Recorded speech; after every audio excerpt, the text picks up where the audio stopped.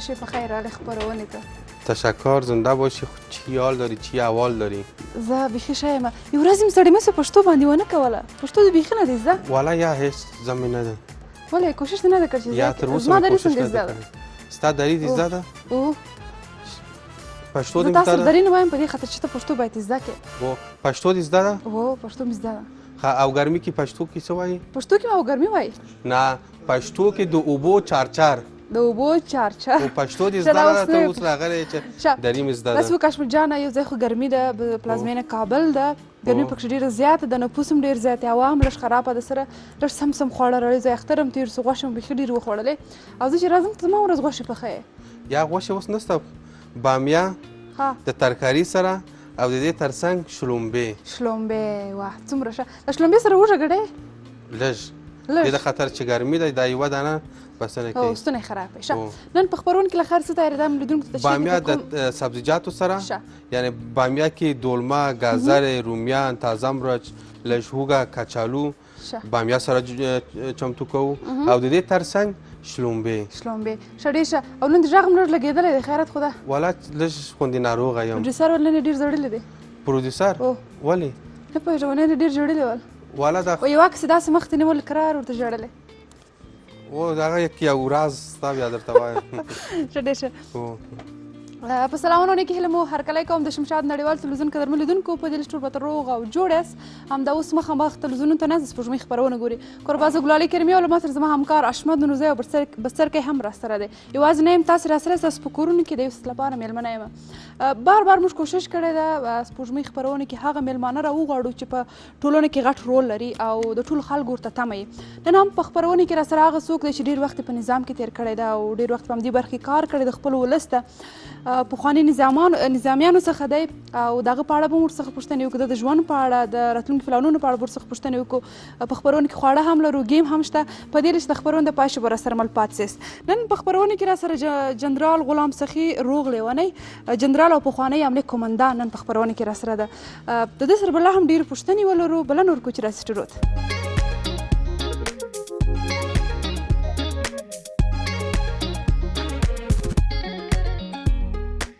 جنرال صاحب ستړي مو شي، په خیر راغلاست خپرونې ته. ژوندی اوسئ، مننه. کور مو آباد. څنګه دی جنرال صاحب؟ کارونه مو څنګه دی؟ ژوند مو څنګه دی؟ او فکر کوم ډېر وخت کېږي چې په کور باندې انحصاران به هم ډېر زیات کړی، که نه اوس هم زړه د سنګر سره دی؟ یو نظامي همیش مفکوره د نظام خواته وي، ځکه ټول عمر یې په نظام کې تېر سوي. هغه همیش که په کور کې ناست وي، که په استراحت کې او که په هزار کې او که په سفر کې، هغه نظامي خوی لري، هغه نظامي ژوند لري. او بالکل بالکل. څوک چې په نظام کې کار کوي طبعا همدا رقم فکرونه او سوچونه ورسره وي. دا راته ووایاست جنرال صاحب چې نوم مو غلام سخي جنرال روغ لیونی ده، تخلص مو روغ لیونی ده. دغه روغ لیونی مو ولې په ځان باندې کښېښوی که دغه رغ څخه لیدونکي هم خبر کړي؟ بسم الله الرحمن الرحیم. زه په 1441 کال کې د افغانستان د ننګرهار ولایت د سرخود په ولسوالۍ کې په یو غریب او دینداره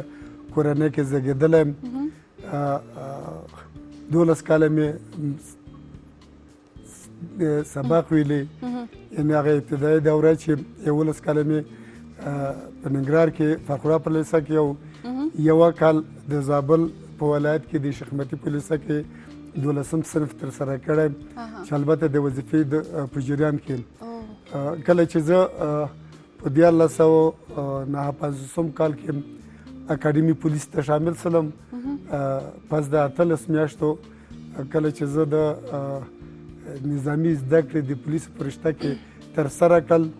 هغه وخت کې بیا زابل ته د افسر په صفت ورمعرفي شلم او په زابل کې دنده شروع کړل. په 1959 کال د قوس د میاشتې په 15 نیټه د کورنیو چارو وزارت د وزیر په امر د زابل ولایت په پولیسو کې اشغال وظیفه او دنده مې شروع کړل، چې په دغه کال کې زموږ یو پیاوړی جنرال او افسر چې اردو پورې تعلق درلودو د آصف شور په نامه، د هغه وخت کې د قومندان د ګارنیزونو قومندان د غونډې چلسي کوی قلات ولایت. نو زه په پولیسو کې د منتظره قطعې د قمندان په توګه ور معرفي شولم چې هغه وخت کې ورته قطعې مبارزه به اشرار ورته ویل. نو دغه قطعه څو ورځې بعد تشکیل د یو کنډک چې هلته د یو پراتفي کنډک په نامه راجوړه سوه، تشکیل راغلل د زابل ولایت د پولیسو په چوکاټ کې چې زه شخصا د کورنیو چارو وزارت د لزومدود په اساس په دغه کنډک کې د قمندان په توګه ور معرفي سولم. دا تاسو یو سوال وکړه چې ولې روغ لیونی یوازې نه جنرال صاحب د ټولو لیدونکو زه لیدونکي ته دا وایم چې در این دنیا هر که را دید غم دارد دل دیوانه شو دیوانگی هم عالم دارد. په دا دنیا کې هر څوک یو لیونتوب لري. لیونتوب په دې معنی چې لیونتوب مینې ته وایي. که څوک مینه ونه لري په هر رشته کې د وطن سره، د اسلام سره، د ځان سره، د کار په ارتباط، نو هغه ژوند نیمګړی ده. نو آصف شور د اردو یو پیاوړی قمندان و. نو کله چې زه د سره مخامخ شولم د سره یو ګروپ والا ده چې د انقلاب په جریان کې هغه ګروپ ډېر ښه تکړه منصبدارانو چې هغه ګروپ په نامه د یو طوفان نومېده، یو سنجر نومېده، یو خنجر نومېده، یو سنگر نومېده، یو هجوم نومېده. دا هغه افسرانو چې د اردو په چوکاټ کې وو. کله چې زه دوی سره مخامخ شلم د شپې میلمستیا جوړ کړه. په هغه میلمستیا کې دغه د آصف شور دغه ټول ګروپ چې ډېر جنګي او ورزیده منصبدارانو په دې قد کې زه میلمه وم. نو په دغه وخت کې خدای بخښلی ارواښاد آصف شور په ما باندې د روغ لیوني نوم کېښوده. هغه نو کله چې دغه نوم باندې زه په تشویش کې شلم چې دا نوم د زه خو جوړ روغ او د صحت او د اعصابو خاوند یم او دا څنګه روغ لیونی نوم را باندې کېښودم. نو کله چې لاړم خپله قطعې ته د فرهنګ امید په نامه یوه لویه غټه کتاب هغه مې راخلاص کړ. د لغتونه پکې ګورم نو چې په دغه لغتو کې ما په فکر کې موخې ته راغله چې هغه روغ جوړ ته وایي، لیوان عاشق ته وایي، لیونی جمع د عاشقانو، چې دغه ډېر ښه انتخاب و د جناب ارواښاد آصف شور چې په ما باندې دغه نوم کېښود. و ځکه نوی انقلاب شروع شوی د وطن د آبادولو په خاطر باندې ځوانان ټول په عسکري قطاعت کې داوطلب ځانونه شاملول. نو ما ته هم دغه لیونی مینه چې د وطن سره و دغه تخلص خوند راکړل او دغه تخلص تقریبا دغه 40 کال وشو چې زما افتخار ده او ټول افغانستان کې د روغ لیوني په نوم باندې یادېږم. لیونتوب دا معنا چې مینه ده. مینه بعض دوستان ته غلط تعبیروي. او بالکل بالکل داسې فکر کوي چې چا چارسو بنګ لیونی کړي هغې ته لیونی وایي. د چارسو بنګ لیونتوب یو خواته ده د وطن سره، د خپل مسلک سره، د دنیا د خواهشاتو سره مینه درلودل دا بله معنا ورکوي. نو زه له هغه لیونیانو څخه نه یم چې هغه عصبي تکلیف لري، په دوخانیاتو اخته وي، په چارسو بنګو اخته وي. زه د وطن سره لیونی مینې لرم ځکه روغ لیونی نوم الله مو ژوندي لره. اشمن جانه خواړه کوم ځای ته ورسېدل؟ له مېلمه څخه دې پوښتنه کړې وه که نه؟ خواړه په لارې کې ده. په کوم ځای؟ په لارې کې ده. ښه په لاره کې ده. نو لږ پس چې راورسېږي نه دا لاره دا معنا چې د هوټل نه راوړه که درله پخلی که هغه خواړه. السلام علیکم. وعلیکم السلام. مې بسر کې جوړ تازه خیر ساتونه کړي. جوړ خیر. زه د په خدمت کې یم. ته د ژوندی راته عبدالمالک ستاسو ډریور. بېشکه ودې پېژندلم. نو ومې پېژندله. په ټول پروګرامو کې ته خو کله بسر کې شې، کله مالک سې، کله زما ډریور سې. خو دا خو د قدرت کار نه دی کړی کمال. ښه ملک جانه څنګه جوړ؟ پخوا یو وارې تاسو سلامته کړی، اوس ما تاسو ته سلام واچوم. ډېره ښه. دا یو عجیبه غریب یو داستان لري. ګلاله جان دا خو مالک شو، خو هغه مالک کېدی نیسي. ځکه هغه مالک چې ما کتلی هغه دنګه غاړه، ډېره اوږده جیږه ونه و، تقریبا ډېر یو ښه قوي هیکل عسکر و. هغه زما ډریور و خو د هغه په جامع کې چې نن بسر کې هغه ډریوري خو په هر صورت سره نن هغه تمثیل بسر کې سره هغه خاطره چې زه د مالک سره جنرال صاحب هغه وخت چې وخه هغه وخت کې ځواني وه لوړ ومه برېت هم لاړل ږیره هم لاړله ویښته هم راباندې کم شو قد هم لاړو ځواني ټوله لاړه هغه واقعیت دی وایي سړی چې موړ شي بیا ژوندی کېږي ته موړ سوی بېرته ژوندی سوی راته خو اوس مې تا نه ګیله کېږي جنرال صاحب برېت یې ګوره راته پرې نه ښودله ویښته مې راباندې کم کړل زه د مالک جان یاد خو دې شي جنرال صاحب چې 100 روپۍ دې راکړې وې چې لاړ شه حمام ته ویښته جوړ کړه ږیره هم جوړه کړه بس خو زه مالک جانه هغه خاطرې زه به ګلال جان ته دا قصه وکړم ته په دې کې مداخله مه کوه صحیح ده ځکه هغه خاطرې چې زه لرم چې نه لیدونکي دي بالکل صحیح ده خو ته مالک یې زما ډریور خو هغه مالک چې ما لیدلی و هغه نه یې نه خو د قدرت کار نه دی هغه ټیم کې زه جګ وم اوس ټیټ شوی یم ګلال جانه کله چې زه اکاډمي پولیس نه فارغ شولم نو کورنیو چارو وزارت مکتوب راته راکړل په صفت د قومندان قطعې مبارزه با اشرار لاړم زابل ته چې لاړم دغه قطعه تقریبا پخوا قطعې متضرره ورته ویل د سپینې خولې خو د پخواني خلک یاد راځي خو ستاسو یاد نه راځي دا قطعې منتظره د پولیسو د حمایې په خاطر باندې هغه مشکل او ثقیل وظایف به یې ترسره کول په ښارونو کې به دا قطعې منتظره ټول امنیت ساتل اوس خو کله چې د 50 کال را پدې خو دا قطعات تشکیل هم ډېر سو دا قطعاتو ورځ په ورځ تر برې خطیر وظایف منځته راغلل په افغانستان کې جنګي حالات منځته راغلل نو په دې خاطر قطعات زیاتره شو نو هغه قطعې منتظره چې د اپراتیفي کنډکټ په چوکاټ کې مدغم سو او اپراتیفي کنډکټ چوکاټ موږ ته تشکیل راورسېده موږ په دې باندې کار وکړو نو کله زما تقریبا څلورم پنځم ورځ و چې جګ سړی او غټ بریتونه او دغسې ما غوندې ګیرې هم درلوده راغی ما ورته سلام واچول مالیاتمن تر ما مخکې دی د قطعې ته راغلی غټ افسر به وي نو ما نه پېژندل چې دی مالک خان دی نو ما ویل چې دی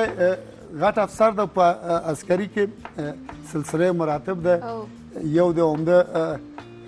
وظایفو څخه چې مونږ یې لرو رسم تعظیم یو حرکت ده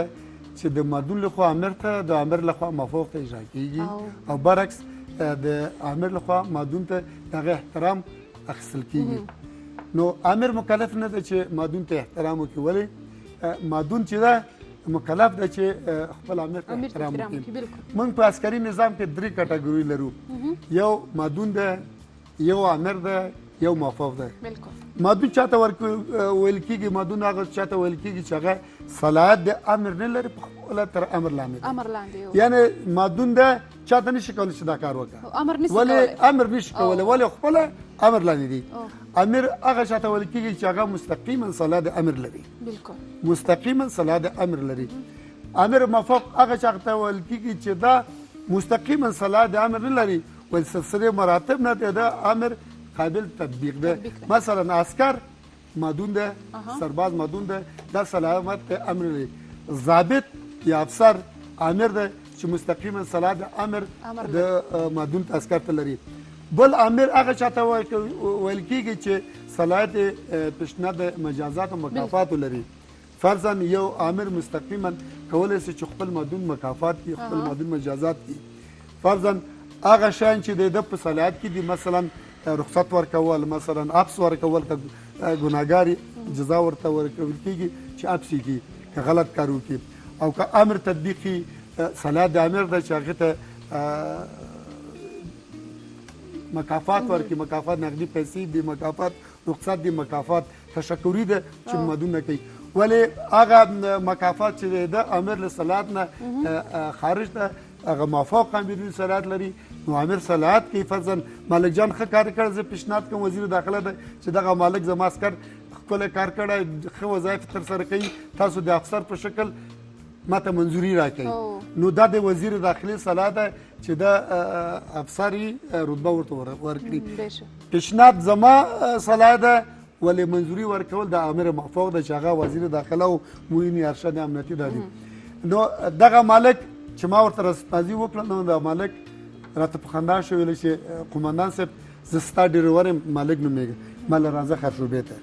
شوبې ته چې راغه په هغه وخت کې 100 روپۍ نو زما په جیب کې دا 100 روپۍ مې راویست ملک جان ته یې ورکړم چې در واخله زه به شو خانم سلمان ته ورشم برید هم به کولی ګي هم به کولی ویښتان به کولی ما ته به ځان عسکر جوړی بیا راسي. نو کله چې ملک جان راغی سره جوړ کړی مکمل مالک د اوس ژوندی د پولمن کې ده که په د جنګو کې د شهید سوی نه خدای دې عمر ورته ورکړي ډېر یو قوي عسکر چې تقریبا وروسته بیا افسر شو یعنې تقریبا 9 کاله ما سره په دغه زابل کې دی عسکري وکړل کنډک پراتکي کې. نو دا مالک لاړو بازار ته تاسو خو بازار معلوم ده چې قومنداني امني او بازار په منځ کې تقریبا 2-3 کیلو مسافه ده ځکه خپل د زابل اوسیدونکي زابل په ما ګران ده ځکه ما تقریبا 6 کاله عمر کې تیر کړ 3 کاله په قومنداني امنه پکې وکړل. نو د زابل د خلکو سره زه ډیر علاقه لرم او ځکه خلک ډیر مهربان خلک دي. او بل په زمین کې په مجموع کې په زابل کې ذکر را باندې ګران چې زما واده هم په زابل کې سوی واده مو زابل کې زما د ژوند نیګړتیاوې په زابل کې پوره شوې زما مکمل ژوند په زابل کې یو ځای شو ځکه هلته مې واده ترسره شو. نو دا مالک چې راغی ودرېد راته وایي صاحب ویښتان مې جوړ کړو مالک جان 10 دفعې ما ته سلام واچولی ځکه ما یو ور درته سلام واچولی. نو بیا شاګرد نو مالک ولاړو سلام چې سلام کدرات کې سلام کدرات چې 10 دفعې پوره شو مال شاګرد وزنو عسکري امیر مو مالک وته دا یو بهترین جالبه خاطره ډیره زیاته مننه کوم جنرال صاحب ګور مودان کرملیدونکو خبرونه دوام لري واقع ډیر خوشی شایسته خبرې وکولې زه د میټ له میس خورس به سره کوم.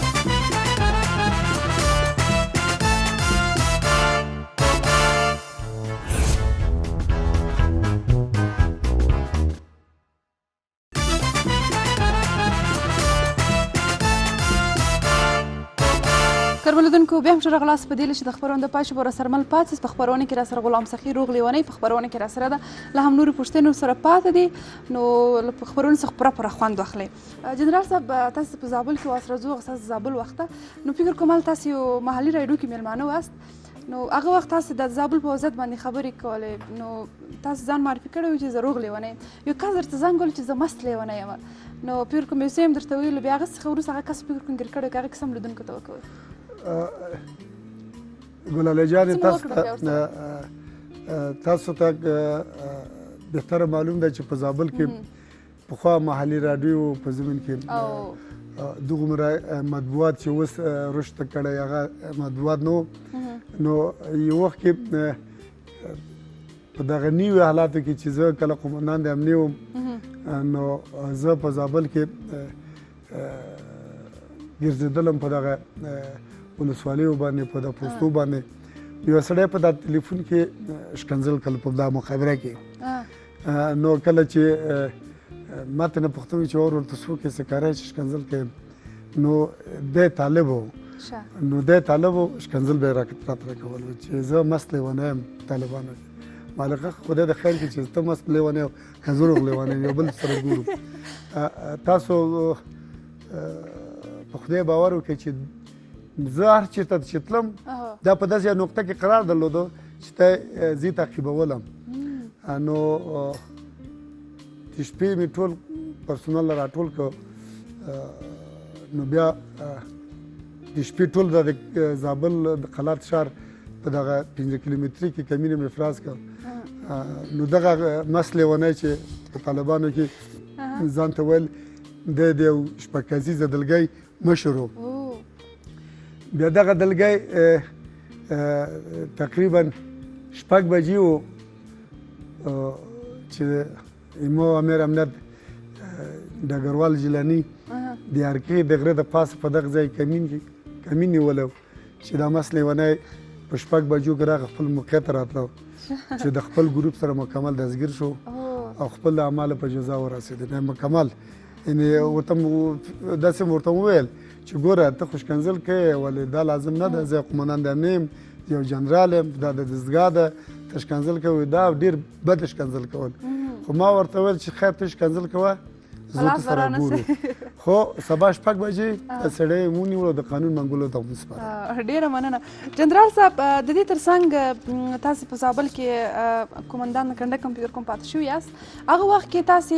خپل ټیم سره یو چیرته تللو د عملیات لپاره هلته تاسو باندې یو مین هم چودلی و، که هغې کیسه هم لیدونکو ته وکوئ څنګه مین تاسو باندې وچودی، بیا څه سره وشول؟ کله چې زه په زابل کې رئیس ارکان هم سرپرست قومندان کنډک هم قومندان کنډک هم نه درلودو 22 کالو، نو زه دلته قومندان د کنډک وم د زابل کې. د سورې ولسوالي ده چې تاسو ته معلوم ده، دغه ولسوالي کمالات نه درلودم، نو دغه سار مې تصمیم ونیو چې دغه ولسوالي ته اکمالات وکړم په مجموع کې. د ولسوالي نه یو ملګری مې و په نام د وکیل دی په اردو ملي کې افسر و، نو دی راته په مخابره کې غږ و چې قومندان صاحب راځئ ما ته دوس پاک راوړه، جان پاک راوړه، کریم دندان، برس دندان، د خاخو دا شان راوړه. نو ما دا ټول شان اخیسته ورته، یو دا جان پاک مې دیاته وتلی و. په ده چورت کې ناست یم، ولسوالي ته هم نږدې تاسو ته معلومه ده د خلا د ماندنه چې تېر سي دوه سري ورته وایي، د دوه سري ښي لاس ته مانده تېر سوي دی چې مستقیما ځي ډینې کلا ته ټول خامه و په مجموع کې هغه خواړو غونډې تپې تپې دي. نو په دغه چورت کې هم چې هغه لکه مې کړې باډیګارد ته مال چې دغه وکیل خان بعضې شیان ویلی و، که خدای دې که ژوندی زما غږ به اوري، د روی پاک صابون و کریم دندان دا شان اخیستی ده چې ویې کتل ټول شان اخیستی او دوس پاکې نه واخیستی. نو په دې چورت کې هم یو دم را باندې مین انفجار وکړو. نو مخکې کړکیچه کې زه ناست یم، هلته ډېروار د نور باډیګاردان مې یو مولادات نومېدو، یو فضل نومېدو، یو امیدالله نومېدو، خو دا ډېر هلکان را سره په دا زریپوش کې ناست وو، پخوا ډېر ښکلي زریپوشونه وو، شسپیپي وو، میردمان وو. نو دغه د ځمکې نه چې دا مین انفجار وکړو دا ټایر باندې زه ډېر په هوا کې سولم، دومره پورته کړم چې دا د ګازو بارود د پاسه وم، چون په دا کړکینچه کې ناست وم. نو ما د ژمي دریشي اغوستې او د ژمي د پختۍ ژمي میاشت هم و، تقریبا د جدي میاشت و. نو دغه دریشي پختۍ دریشي ته خدای باور وکړه چې یو 1500 سورۍ خو درلودو، چې دا سره دغه ټول په مجموع کې د خپو نه نیولې تر دا اوږو پورې چې دغه سورۍ شوي په زمین کې دغه د کوچني ډبرې خپله ساشمه ګرځېدلی و، بیخي زما د دریشته یم چې کتل نو د پختۍ وتلی وی. نو په دا لاس کې مې یوه پرچه لګېدله، لږ زره وینه روانه ده، خو حکمت په نامه باندې یو هلمندی افسر و، ډاکټر مې و، دا بله زریپوش کې و. ته په خدای باور وکړه چې دلته مین انفجار وکړو، ټول پرسونل ما ته راجم شو، قطار تقریبا یو 140 واسطې وي، په آخره واسطه کې دا پیاده سربازان ناست و، یو پارچه یې دې ځای نشتلی او سرباز په دغه ځای کې لګېدلی و، مکمل دا مخ وړی و. نو ټول زما په غم کې دي، هغه شهید نه څوک خبر نه ده چې کله ټول هم ترتیب تنظیم کړو، بېرته قطار منظم کړو چې هلکان ورځي، آخر موټر ته ګوري چې یو شهید پکې پروت ده. نو دا د احمد الله جان د املا لږ زره ماته و، دا سربازان مې، نو زما دا لاس دغه پارچه، نو زه چې دا وجود ته ګورم چې ټول سوری یم، او زما په وجود کې پارچه نه ده لګېدلی. نو ته په خدای باور وکړه چې د ډېره خوشحالي نه ژړا مې سترګو ته راغله، په ژړا سلم چې خدایه په دغسې حالت کې دې وساتم، تا نه شکرګزار یم.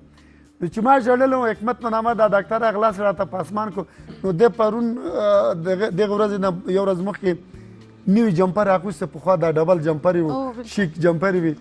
دې ته مې وویل چې بچو راشه د 1000 روپۍ واخله، دا جمپر ما ته راکړه. په ولاکې درکړم، که ته قومندان یې ځان ته یې، زه خو زما سره کېږي. نو زما جمپر لږ زره زاړه و، د پرزګن و، دی جمپر یې رانه کړل، مالخم یې راکوه چې دا ورځ مین باندې را باندې انفجار وکړو. دا حکمت دا خپل جمپر راویست، دا زما جمپر زما د ځانه لرې کړه، چې قومندان صاحب هغه جمپر سوری شوی دی، دی لرې کړه، دا زما جمپر واغونده. نو ما ته خندا راغله، ما چې ګورو به چې پرون د په 1000 روپۍ نه راکړو، نن د مف راکړل، په نن مې زړه در باندې درد وکړو. دا هم جالبه خاطره د زمانې څخه دي. بالکل بالکل، ژوند کې ټول جالب خاطرات راځي. او بصیر کې څنګه داسې چوپ ولاړې؟ زه ما دې پوښتنه ونه کړم، دلته ولاړ یم، ما جنرال صاحب ته جوس راوړو، ګوره جنرال صاحب خبرې به هم کوو او جس به هم څکي داسې چل د بسر کې ورو ته خو ملک جان یې نو ته په دې پوهېږې چې نظامیان د خبرو په وخت کې په نظام کې او په شکل په بازار او کوڅه کې هېڅ شی نه خوري هغوی ته عسکري اجازه نشته چې وخوري ولې دا چې لطف کړی دا چې لطف کړی زحمت یې ایستلی او اشپز هم په تکلیف شوی ستا له خاطره دا باید جنرال صاحب ته نن زموږ مېلمه یې نن باید جوس راوړم جنرال صاحب جوس یې تا ته راوړی د ماتې نه دی راوړی ګوره که نه خو ته دا مېلمه ده ته خو ګوره کوربه جدي یې درته وویل جدي درته وویل ګوره که زه یې وخورم هغه ګلاله جان ونه خوري هغه ته اوس نور راوړم ګوره د هغه په سترګو کې بیا یو خال راځي ته خو یې نه دا کورنی ژوند باید زه هغو ته به نور راوړم ښه هغه ته چې راوړو بیا زه هم څکم صحیح ده څه راغوښتې نه لاړم جنرال صاحب دا راته ووایاست څنګه تاسو په نظام کې داسې کیسو سره به ډېر مخ شوي یاست کوم وارې دا شوي دی چې مثلا جنرال صاحب خیر دومره پیسې درکوو دا پوسته موږ ته پرېږدی داسې کیسو سره مخ شوی که نه دا هر هغه څوک چې پوسته خرڅوي هغه مور خرڅوي هر هغه څوک چې ټوپک خرڅوي هغه ناموس خرڅوي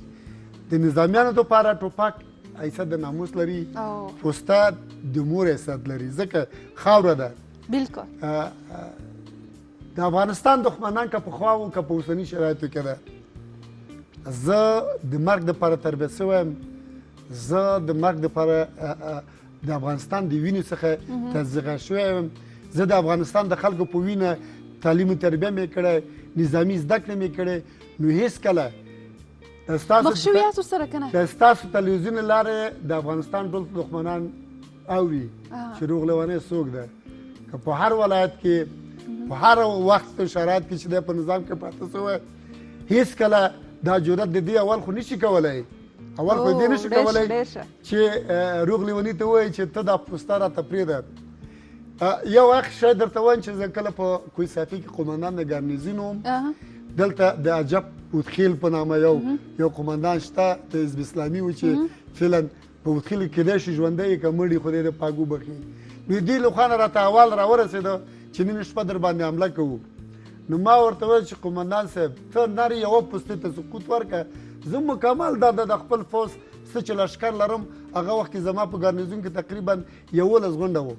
ما له ته یو پوستې ته سقوط ورکړه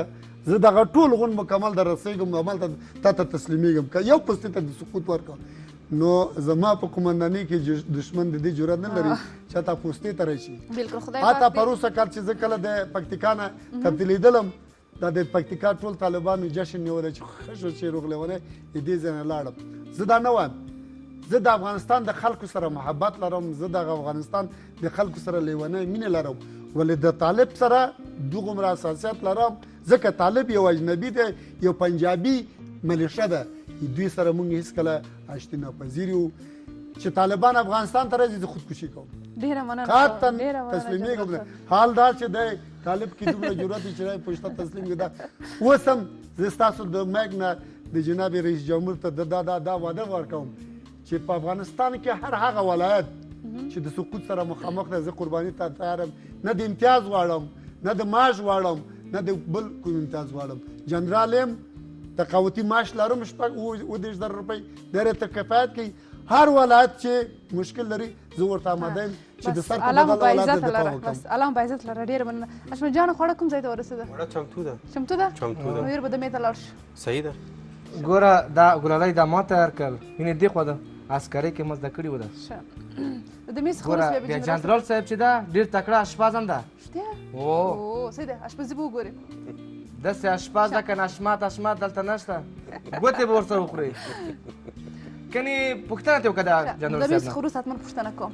معلوم به کوم که اورېدونکو خپرونه دوام لري زه د میت له د میز خروس موږ مه هېروئ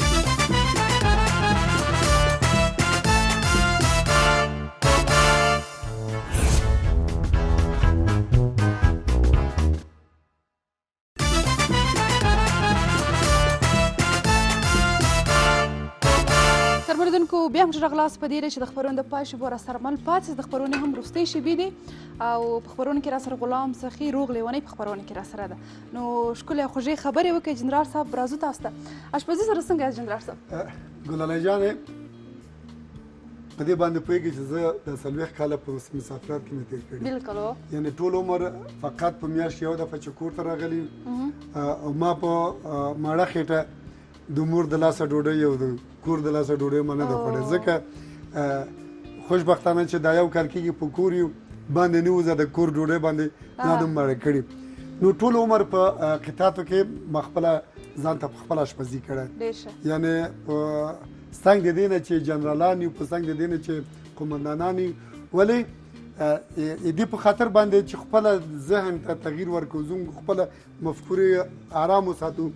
اشپزخانې ته ورغلم په اشپزخانه کې خو د اشپزخانې په ټولو پخلی کې خوند راته راکوي خوشحالېږم پخولی سم خو یو د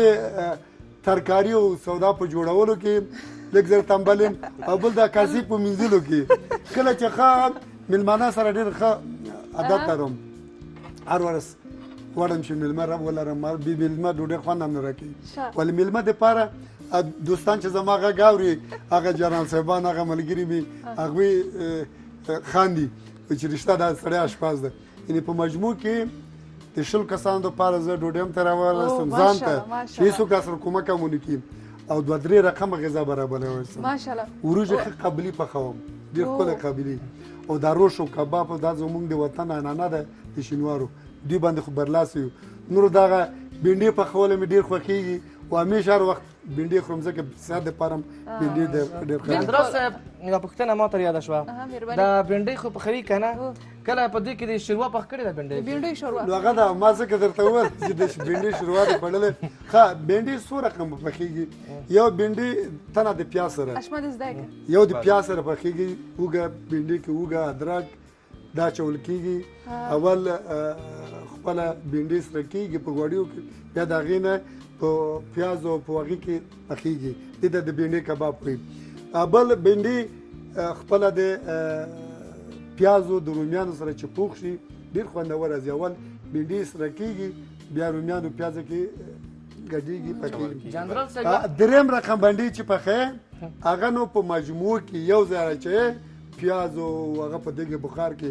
هغې ته دم ورکړي دم ورکړي د په غوړو کې ډېر ښکلی لذت هم اتام هم ښیي او پخېږي به او دا چې ما درته ویلې ورځ کې د طالبانو وخت لاړم هغه ته هلمند ته نو د شپې او طالب په کور کې میلمانه وو د طالبانو په وخت کې بینډۍ پوخ کړه او شوروا غوندې شوروا وي ته یې جوړ کړه هغه مې نه هېرېږي هېڅکله چې بینډۍ کې هم شوروا جوړېږي جنرال صاحب د اشپزۍ کې خو ماشاءالله تکړه یې کله مې موږ مېلمه کوي چې موږ ډېر شو خدای هم راوله د ستاسو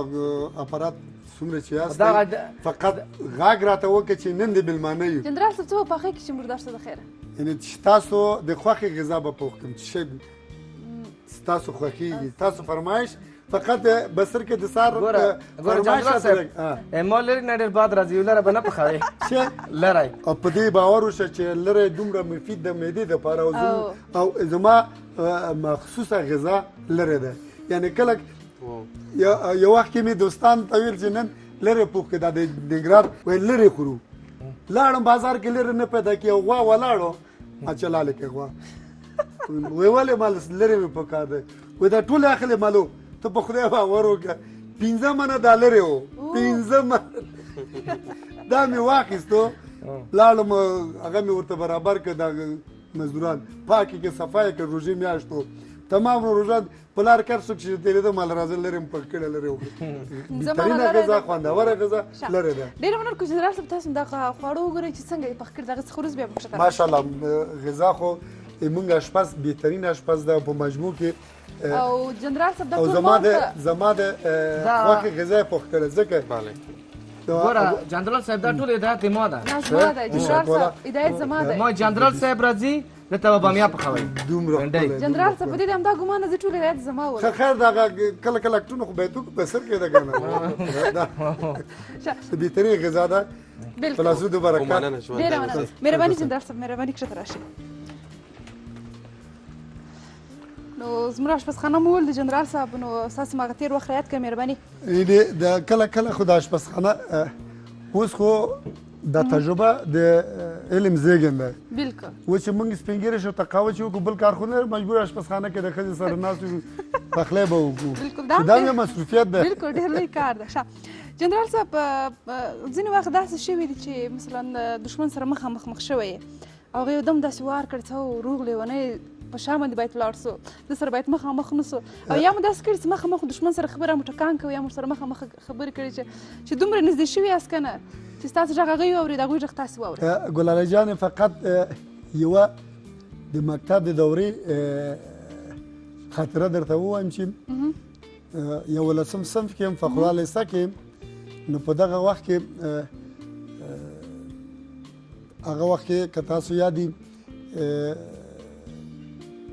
بعضې نهضتونه و چې د دولت په ضد د داود خان دولت په ضد باندې راپورته سو دا ولسوالیان یې سوځول نو په دغه وخت کې موږ راپور ترلاسه کړی په ولسوالۍ کې په مکتب کې موږ ولسوالي او مکتب سره نږدې دي په دې کې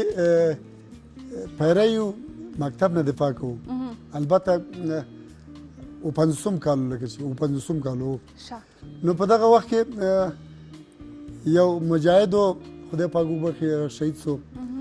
ادم خان نومېدو دی غږ وکړ په لاسپیکر کې موږ ته چې د لینن زامنو تسلیم شئ ما ورته په لاسپیکر کې غږ وکړ چې د امریکا زویه زه د لیلن زوی نه یم زه د حاجي سرور زوی یم په ژوند کې ولاګې د تسلیم نر زور دو معلوم کړ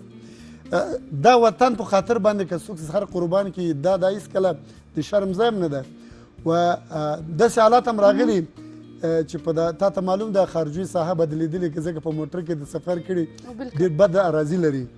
اوس هغه مجاهدین سلام خان راکټي ده او ماوي صاحب سردار محمد ده دا ژوندی ده کله کله ورته سره یادوو دا خبرې قلا ته چې ورسم یا دوی زما مېلمانه سي سره یادوم نو داسې حالت ته ورسېدو چې زما کنډک کوپراتیفي ډېر تلفات ورکړی د وظیفې په راز کې قومندان ټول هغه خوارکی شهید سو ګل محمد نومېدو ورپسې زه راغلم زه چې راغلم داسې یو ځای ته برابر شولم چې مخامخ تپونه د سړک راده نه غاړې ته هغې ځای نه پیکا را باندې فیر کېږي زه پروت مې کړی هغه وخت زما ویښتان هم ډېر لو ځکه روغ لیونی یم بیخي یو هغه سرشار ژوند مې درلوده بیخي یعنې په چا مې رحم نه وایل پیکا مې په اوږه و زنځیر مې په ځان راوتاو کړی او جنګ ته به روان وم ځکه د وطن جنګ په افتخار هم کول نو چې دا پیکا راغی د مرمۍ راغی دا زما ویښتان یې وسوځول دا ویښتان شاته دا زما پونده دا ټول دا زما سره چې څوک په وظیفه کې ټول ته معلوم دا پونده مې په مرمۍ لګېدلی و دا بوټ مې په مرمۍ لګېدلی و یعنې دغسې حالات هم په جنګ کې سره مخامخ شوي ولې خوشبختانه په جنګ کې افتخارات لرو ولې اوس هم د وطن د حفاظت په خاطر له خپل وینې څخه له خپل وجود څخه له خپل ژوند څخه تیرې قربانوو د وطن په خاطر باندې ځکه وطن زموږ مور ده وطن زموږ زانګو ده وطن زموږ هویت ده وطن یو سړی چې وطن ونه لري چې نه لري نو د وطن په خاطر جنګ هغه افتخار ده مرګ شهادت ده بس الله دې سوله راولي په هېواد کې ټول سره په قرار سو جنرال صاحب موږ خبر سوي وای چې ته په کور کې هم قومنداني کوې ستا د امر نه بغیر نه څوک سر نه دغه کې غړی دا رښتیا ده که نه داسې چل ده چې اصلا قومندان هر چېرته قومندان ده په کور کې په هر ځای کې قومندان واجب الاحترام ده په هر ځای کې قومندان ده ځکه د دې مرګ هم جنازه چې وته وای دا د جنرال صاحب دا د قومندان صاحب جنازه ده ادیرې ته چې ورسې که په خاوره کې خښ کې وای دا قبر چا ده وای دا قبر د جنرال صاحب د فلانکي قومندان قبر ده که کور ته ورسې چا نه پوښتنه وکړي دا کور د چا ده وای دا د فلانکي قومندان کور ده نو قومندان پر هر حالت کې قومندان ده ولې بعضې قومندان صاحبان دي چې بیدا کې قومندان دی او په کور کې بیا قومندان نه وي ماوند قومندان دي او بصیر کمپیر کوم یو څه وایي زه والا ما ته اجازه نه راکوئ تاسو لګیا یې دغه جنرال صاحب سره مې تر اخره پورې ډریوري وکړه نه مې رتبه جګه شوه مغاسې به سر کې پاتې یم نه چا ماته ووایي چې دغه د جنرال صاحب ته ډریور وي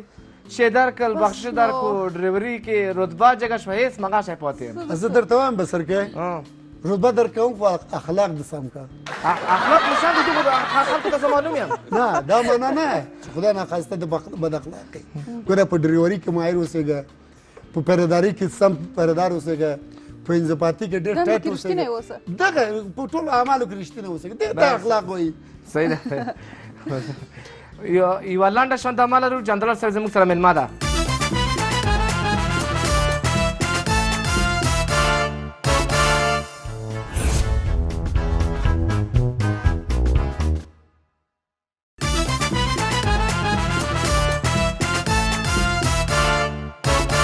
بیا هم ښه راغلاست او جنرال صاحب زموږ سره میلمه ده بامیه هم تیاره ده شملې هم تیاره دي اشپز هم ولاړ دی زه هم ولاړ یم ګلالۍ همالته ګوري په کټ خلاص زه اوس ډوډۍ راوړم چې موږ نه دا میلمه خفه نه شي جنرال صاحب بیا موږ سره هر وخت مخامخ کېږي که نه بیا به ما نه خفه وي چې ولا اشپزي دې صحیح نه وه کړې ته د شلومبې نوم واخله ګوره په درېشه کې زه خدمت ته د شلومبې نوم واخله شړومبې ولې څه انګلیسي خو نه دی ویل کېږي چې واټر انګلیسي افغان ډرینک اشمن جان خواړه تیار دي او تیار ده نو جنرال صاحب خواړه هم راوړې وروستۍ پوښتنه به لا تاسو څخه وکړو جنرال صاحب دا راته ووایاست په دوهم واده کې له چا څخه ډېر ډارېږي له اول څخه یا که د دوم څخه رښتیا باید راته ووایاست ما تر اوسه خو دوم واده نه ده کړی چې وی کوم دې چا نه یا مثلا که د کولو اراده یې وکړې او ولې نه کوې اوس خو ډېرې نه دوستانو اوس دود ته ودونه ما وکړل په بیبیایي باندې وډبایم نو اصلا ډار نشته په کورنۍ ژوند کې ژوند د محبت دپاره چې هر څومره محبت وکړي لا کم دي نو خپل اعمالو نه سړی باید وډار شي د دوهم او د اول واده نه فقط د اعمالو څخه وډار کله مې یادونه کړې ده چې مثلا په کور کې اوس زه باید دوم واده وکړم یا له ټوکې مو ویلی چې هغه خپله مېرمنه ځوروئ د هغوی عکس العمل شی د هغوی څه درته ویل هغه کله چې په زابل کې زه قمندانې یم لاړو هاش ته لاړو نو هغه وخت کې بیبیاجي ته مې کړې ما چې یاره زه چې کابل ته لاړ شم واده کوم هغه زوف ته وکړه ګوره ګلالۍ بیخي زوم شوه بیخي زوف شو موږ هغه ده الله دې ورحمېږي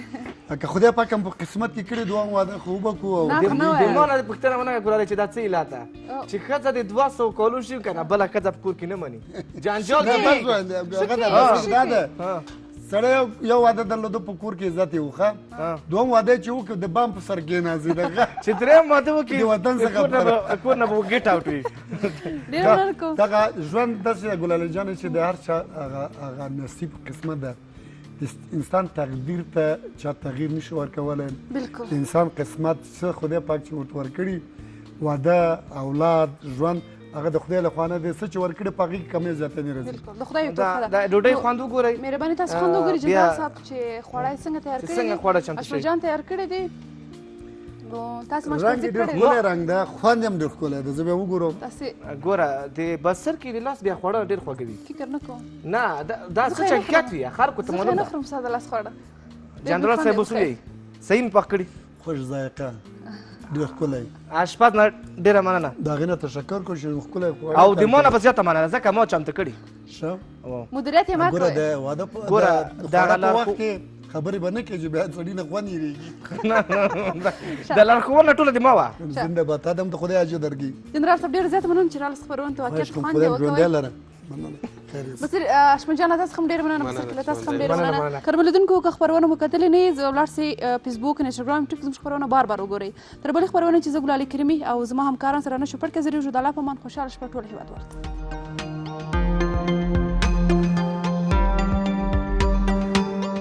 له لیدلو مو مننه